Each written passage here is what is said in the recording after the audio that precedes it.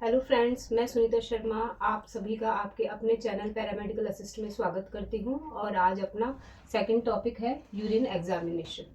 तो आप लोगों को मैंने बेसिकली बताया यूरिन एग्जामिनेशन में क्या होता है। बेसिकली तीन चीज़ों की अपन स्टडी करते हैं। यूरिन को तीन विभागों में बांटा गया है।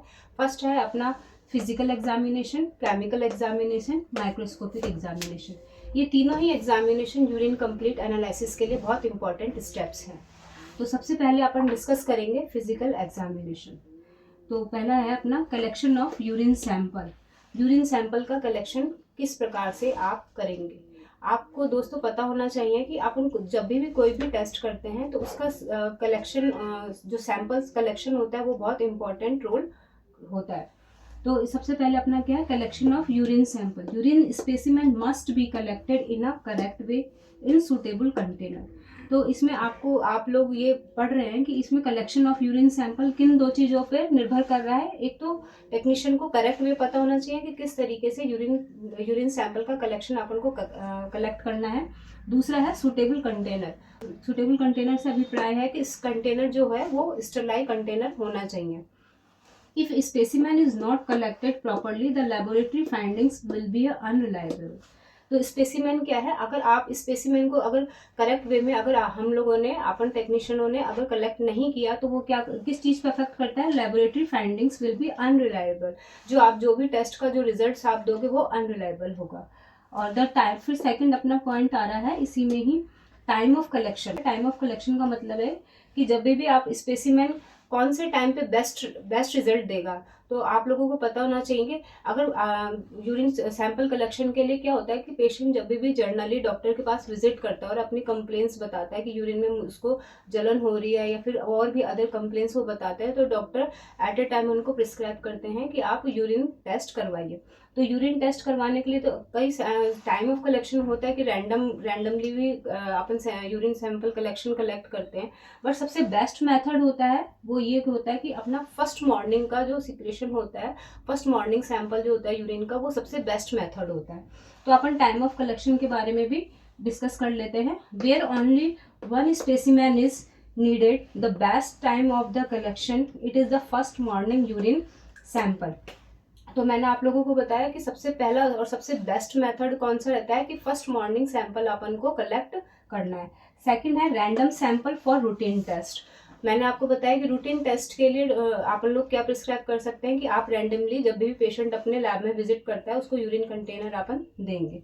फिर आता है अपना 24 hours urine collection. 24 hours urine collection में क्या है, जब भी पेशेंट को अगर डॉक्टर्स को प्रोटीन डिटेक्शन करना है यूरिन में तो अपन कौन सा सैंपल ले सकते हैं, 24 our urine collection.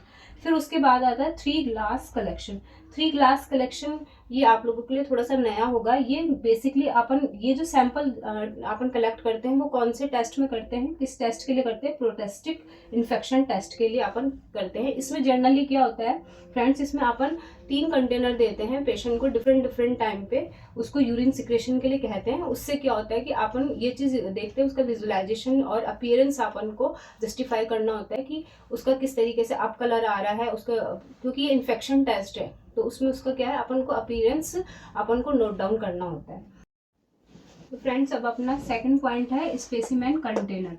Specimen container के लिए क्या है, for collecting urine use a clean sterilize urine cups and container.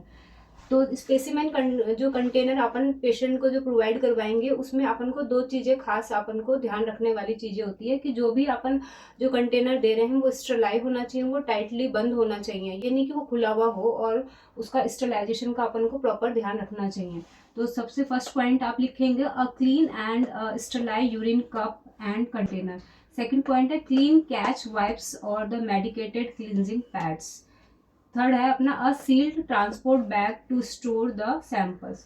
अब पहले अपन कंटेनर्स दे रहे हैं और अब आज के टाइम पे क्या हो रहा है, अपने पास एक ट्रांसपोर्ट बैग भी आ गया है किसके लिए, यूरिन कलेक्शन स्टोर करने के लिए।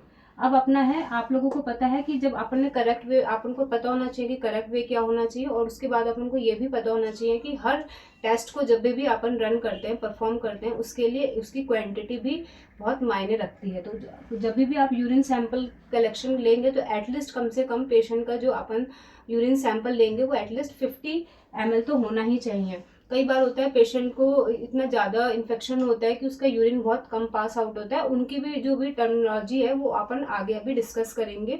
लेकिन मेरा कहने का मतलब ये है, यहाँ पे आपको समझाना ये है कि जब भी अपन सैंपल लेंगे यूरिन कलेक्शन के लिए तो कम से कम एटलीस्ट आप लोग ये चेक कीजिए कि 50 ml यूरिन पेशेंट ने अपन को कंटेनर में दिया है कि नहीं दिया है। अब अपना फोर्थ पॉइंट है जो सबसे बहुत इंपॉर्टेंट पॉइंट है अपना मेथड ऑफ कलेक्शन। तो मेथड ऑफ कलेक्शन को भी अपन जान लेते हैं। Patient should collected urine when their bladder is a full for 2 to 3 hours। This ensure a good samples. हमको अच्छा सैंपल कलेक्ट करना है तो उसके लिए अपन को ये चीज़ें ध्यान रखनी पड़ेगी कि जब भी अपन पेशेंट को कंटेनर दें तो उसको कहना चाहिए कि 2 से 3 घंटे कम से कम उसको रुकवाएं और उनको कहें कि जब आपका यूरिन ब्लडर आपको लगे कि हाँ अब मुझे यूरिन पास करना है, उस वक्त का आप सैंपल हमें कलेक्ट करके दीजिए। लेकिन आपको जैसे कि मैंने अभी पहले बताया कि सबसे बेस्ट जो यूरिन कलेक्शन सैंपल मेथड होता है वो क्या होता है, अपना फर्स्ट मॉर्निंग सैंपल होता है। First morning sample is the best for the test because it's a more concentrated. क्यों होता है वो बेस्ट, क्यों होता है, क्योंकि वो मोर कंसनट्रेटेड होता है। The timing is a key specially for a 24-hour timing collection where all urine must be collected in a day. लेकिन ये भी कहा जा रहा है, जैसे कि मैंने आपको बताया कि जब भी पेशेंट डॉक्टर को विजिट करते हैं और उनको अपनी प्रॉब्लम बताते हैं तो क्या होता है एट ए टाइम पे ही डॉक्टर को, जब डॉक्टर को लगता है कि हाँ इनका यूरिन टेस्ट कराना चाहिए तो उनको यूरिन टेस्ट के लिए वो रैंडमली प्रिस्क्राइब करते हैं पेशेंट को। जब वो रैंडमली प्रिस्क्राइब करते हैं तो यूरिन सैंपल का वो जो भी कलेक्शन होता है वो अपन रैंडमली भी लेते हैं। मैंने आपको इससे पहले वाली वीडियो में बताया है कि कितने कलेक्शन का टाइमिंग्स कौन कौन सा होता है, कौन कौन से सैंपल अपन किस किस टाइम पे अपन ले सकते हैं। Morning sample is the best sample, but उसके अलावा रैंडम सैंपल भी है, 24 आवर्स सैंपल्स भी हैं। तो उसके बारे में मैंने आपको बेसिकली अभी थोड़ी देर पहले ही मैंने आपको डिस्कस किया है। तो फ्रेंड्स अब अपना नेक्स्ट पॉइंट है प्रोसीजर एंड हैंडलिंग गाइडलाइंस। तो मेथड ऑफ कलेक्शन में ही आ रहा है आपका प्रोसेस और हैंडलिंग गाइडलाइंस की। भाई टेक्नीशियंस को भी पता होना चाहिए कि करेक्ट वे क्या है, और जो अपने पास जो पेशेंट आया, देखिए पेशेंट को कुछ इतना पता नहीं रहता है, वो रिस्पॉन्सिबिलिटी होती है अपनी लैब टेक्नीशियन की ही कि वो थोड़ा सा उनको गाइड करे। तो ये हैंडलिंग गाइडलाइंस आपको बताने का पर्पस मेरा ये है कि आप जब भी अपन यूरिन के लिए मोस्टली जब पेशेंट अपने पास आते हैं तो अपन लोग उनके साथ अपन कन्वर्सेशन नहीं करते हैं। तो अगर अपन पेशेंट को पूरा गाइडलाइन नहीं बताएंगे, उनके साथ कन्वर्सेशन नहीं करेंगे तो क्या होता है, जो मोस्ट इंपॉर्टेंट जो स्टेप्स होते हैं जो हाइजीन और स्टेरिलाइज से रिलेटेड है, हाइजीन से रिलेटेड है, वो क्या करते हैं, वो पेशेंट इनको फॉलो नहीं करते हैं। तो इसमें अपना देखिए तो getting a urine sample right is a key for the accurate test result. जो अपन यूरिन सैंपल को कलेक्ट करने का जो राइट वे है उससे क्या अपन को क्या प्राप्त हो रहा है, अपन को एक एक्यूरेट टेस्ट रिजल्ट प्राप्त हो रहा है। तो सबसे पहले फर्स्ट अपन क्या करेंगे, जो भी take sterilize container, label it patient name and information. यहाँ पे label it name patient information से मतलब है कि सबसे पहले जब भी अपन urine container, sterilize urine container technician जब भी पेशेंट को देगा तो उसको इस चीज़ का ध्यान रखना चाहिए कि वो पेशेंट को जो भी अपन कंटेनर दे रहे हैं उसके ऊपर पेशेंट का नाम होना चाहिए और उससे रिलेटेड जो भी इन्फॉर्मेशन होती है, उसकी क्या एज है, क्या डेट ऑफ कलेक्शन क्या है, वो आपको इस पे इंफॉर्मेशन को लिखना चाहिए। फिर है advise the patient wash your hands and clean the genital area with wipes. तो आप लोगों को उनको प्रॉपर जो हाइजीन मेंटेन करना है उसके बारे में भी आपको उनके साथ कन्वर्सेशन करना चाहिए।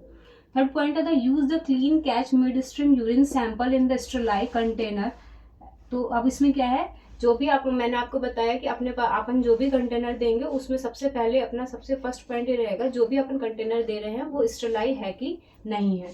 और उसमें क्या है, जो आप जब भी वो कंटेनर में जब भी यूरिन पास आउट करेगा पेशेंट और कलेक्ट करेगा तो उनको ये चीज़ बतानी है कि मिड स्ट्रीम यूरिन ही वो कलेक्ट करे। और उसके बाद क्या करेंगे, सील द कंटेनर टाइटली। जैसे ही पेशेंट ने अपना यूरिन सैंपल उसमें कलेक्ट किया, कंटेनर को बहुत टाइटली उसको बंद कर देंगे और deliver the sample to the lab within a 24 hour of collection. और उसके बाद वो लैब में, जहाँ पे भी प्रॉपर उनको बताया जाता है, लैब में एक जगह होती है जहाँ पे यूरिन एग्जामिनेशन के लिए यूरिन को कलेक्ट किया जाता है, वो जो भी प्लेस है वो आप पेशेंट को बताइए कि यूरिन कलेक्शन के बाद आपको इस टेबल पे ये यूरिन का कंटेनर रखना है। अब जैसे कि यहाँ पे ये 2-3 चीज़ें मैंने आपसे डिस्कस की कि किस तरीके से अपन को सैंपल कलेक्शन करना चाहिए और क्या पेशेंट के साथ अपन को कन्वर्सेशन करना चाहिए। और यहाँ पे अपन जब मैंने फोर्थ पॉइंट आपके साथ डिस्कस किया, deliver the sample to the lab within a 24 hour collection. तो इसमें कुछ चीज़ें ये भी देखी जाती है कि जब भी कोई पेशेंट डॉक्टर के पास आता है और उसको सीवियर इन्फेक्शन का, उसको जब वो अपना बताता है डॉक्टर को कि नहीं मेरे को सीवियर थोड़ा सा इन्फेक्शन या ईचिंग प्रॉब्लम हो रहा है, तो उसके लिए डॉक्टर उनको एडवाइस करते हैं कि आप फर्स्ट मॉर्निंग सैंपल है वो ही आप इसको दीजिए, तो यूरिन टेस्ट एनालिसिस के लिए। तो उसमें जब भी अपन क्या होता है कि सुबह या तो मॉर्निंग में जैसे ही पेशेंट सोने के बाद आफ्टर 12 o'clock वो पानी अच्छे से पी ले, और उसके बाद जब वो मॉर्निंग में सबसे फर्स्ट सैंपल सीक्रेट करे, मतलब यूरिन सीक्रेट करे, तो उसको ये चीज़ समझाई कि इस कंटेनर में आप मिड स्ट्रीम यूरिन आपको कलेक्ट करना है प्रॉपर हाइजीन के साथ, और फिर उसको लैब में आपको पहुंचाना है। तो कई बार होता है पेशेंट का जो घर होता है वो काफ़ी दूर होता है, तो उनको ये चीज़ कहिए कि जैसे ही आपने कलेक्ट कर लिया, अगर आप 15 से 20 मिनट के डिस्टेंस पे हैं तो आप इमीडिएटली लैब में सैंपल पहुंचाएं, और अगर वो नहीं पहुंचा पा रहे हैं तो उनको ये चीज़ कहिए कि आप उस यूरिन सैंपल को अपने रेफ्रिजरेटर में आप उनको उसको रख सकते हैं। तो ये आपका मैंने और ये जो चीज़ें मैंने आपके साथ जो प्रॉपर वे जो डिस्कस किया है वो क्या, by the following this guideline you help ensure your urine sample is collected and handled correctly। तो ये क्या है, ये जितनी भी जो भी मैंने आपको स्टेप बताया, अगर अपन उनको स्टेप्स को फॉलो करते हैं तो इससे अपन को क्या है, this is lead to the accurate test result, जिससे कि अपने को एक्यूरेट टेस्ट रिजल्ट प्राप्त होंगे और अपन को बेटर मेडिकल डिसीजन डॉक्टर्स ले पाएंगे। अब अपन आफ्टर कलेक्शन के बाद अपन डिस्कस करेंगे कि आफ्टर कलेक्शन के बाद कैसा यूरिन अपीयरेंस है, उसका कैसा कलर है। तो appearance of urine colour observe and describe the appearance of urine specimen. तो मोस्टली क्या अपन को ये चीज़ देखना पड़ेगा आफ्टर कलेक्शन के बाद कि यूरिन जो भी सैंपल अपन ने कलेक्ट किया है यूरिन का, तो वो दिखने में कैसा है। जनरली क्या होता है, जो उसका कलर होता है वो कैसा होता है, येलो होता है, डार्क येलो होता है, ब्राउन होता है, ब्लड स्टेन होता है। तो ब्लड स्टेन तो जब होता है जब अगर कोई भी फीमेल पेशेंट होता है और उनको मेंस्ट्रुएशन साइकिल रहता है, तो उस टाइम पे उनका क्या होता है, ये हीमेचुरिया सैंपल बोला जाता है जिसको अपन। और मोस्टली अपन उसको कैसे क्लियरिफाई करते हो उस टर्म्स को, जैसे कि कोई भी यूरिन अपन ले रहे हैं उसका कलर अगर येलो है तो उसको अपन येलो देंगे, क्लियर है, टर्बिडिटी है, तो इन चीज़ों को अपन को क्लियरिफाई करना पड़ेगा अपनी रिपोर्ट्स में। फिर अपना उसके बाद अपना पॉइंट आता है वॉल्यूम। तो वॉल्यूम जो है भाई पेशेंट का कितना नॉर्मल आपको पता होना चाहिए कि कितना एक दिन में एक ह्यूमन बॉडी कितना यूरिन सीक्रेट करता है। तो नॉर्मल रेंज क्या होती है 600 to 1800 ml with in 24 hours. तो एवरेज रेंज क्या होती है 1200 to 1400 ml in urine with in 24 hours. आप ये जो मैं आपको नॉर्मल वॉल्यूम जो बता रही हूँ, ये मेडिकल टर्म्स बहुत ज़रूरी है, ये अपने कंपटीशन एग्जामिनेशन में भी इनके ऊपर काफ़ी क्वेश्चंस आते हैं, तो आप इनके ऊपर भी ध्यान दीजिए।